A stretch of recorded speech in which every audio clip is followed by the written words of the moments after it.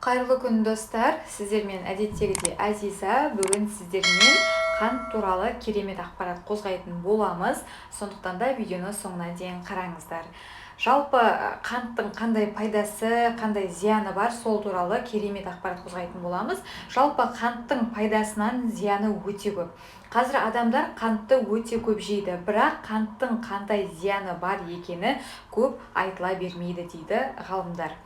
Қант иммунитетті әлсіретеді, бактериялық жұқпаларға қарсы күресуді төмендетеді, бүйрек ауруларына шалдықтырады, ағзаға хром микроэлементі жетіспейтін болады, сүт безі, қуықалды безі қатерлі ісігіне әкеліп соқтырады.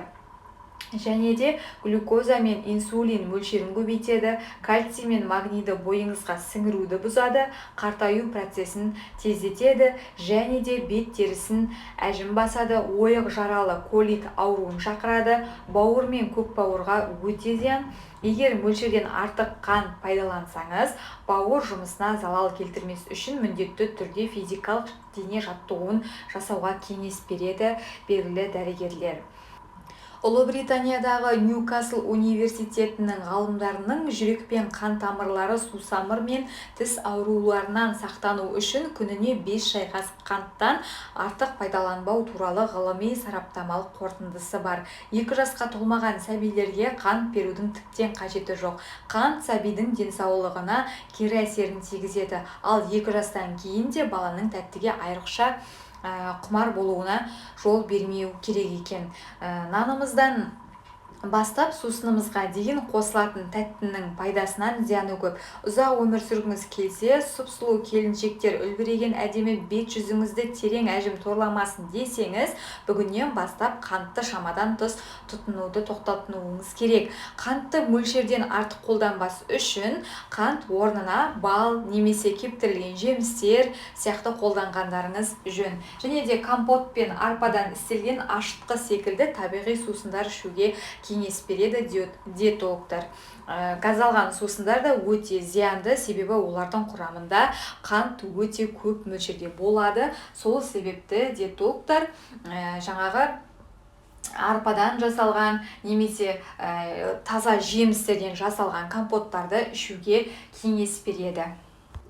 Қанттың адамға қажеті кәдімгі тағам ретінде пайдаланылатын қант адам организмінің қалыпты тіршілік етуіне бірден-бір қажетті химиялық заттар, қанттар мен углеводтар, көмірсулар тобына жататын қоспалар. Қант күрделі және қарапайым болып екі топқа бөлінеді. Күрделісі крахмал, лактоза, сахароза, қарапайымы глюкоза, фрукоза.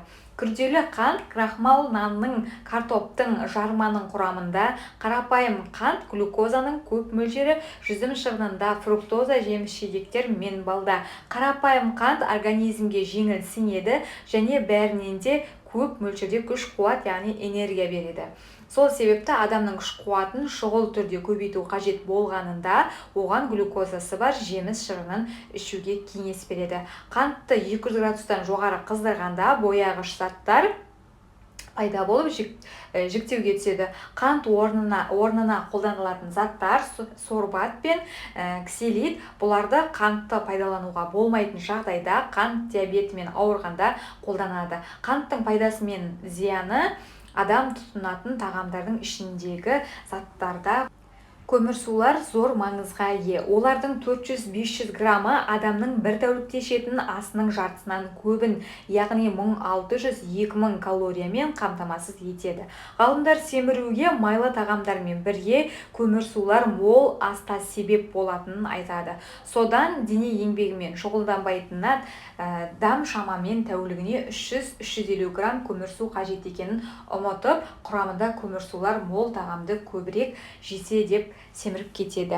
Сонымен достар, бүгін біз қанттың қандай пайдасы бар, қандай зияны бар екенін білдік.